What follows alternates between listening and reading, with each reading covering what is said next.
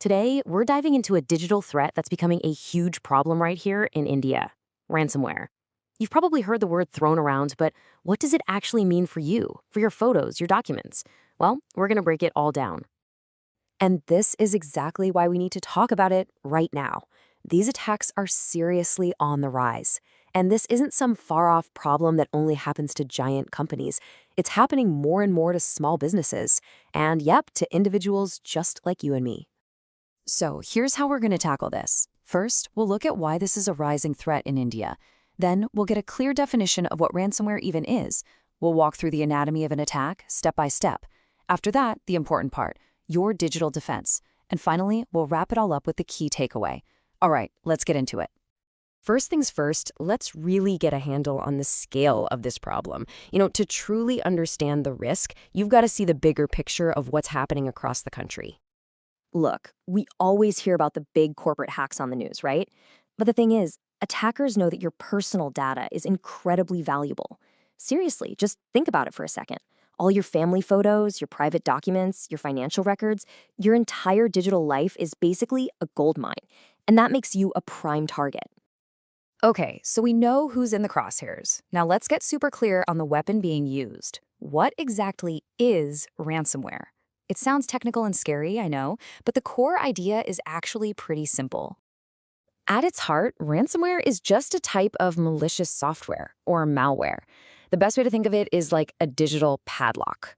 Once the software gets onto your computer, it goes around and puts a powerful lock on all your important files, your photos, videos, documents, making them totally inaccessible. You can't open them, you can't use them, nothing. And that, of course, is where the ransom part of the name comes in. The attackers flash a message on your screen, basically saying, "We have your files, and if you ever want them back, you have to pay up."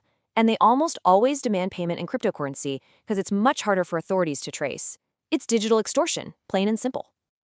Now, this right here, this is absolutely critical to remember. You're dealing with criminals. Paying the ransom is a massive gamble. There is zero guarantee that they'll actually give you the key to unlock your files. You could pay them and still end up with nothing.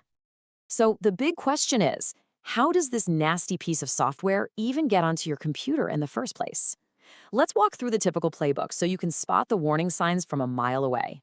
It almost always starts with some kind of bait. Usually it's an official-looking email, maybe pretending to be from your bank or a courier service, or it could be a tempting link on social media.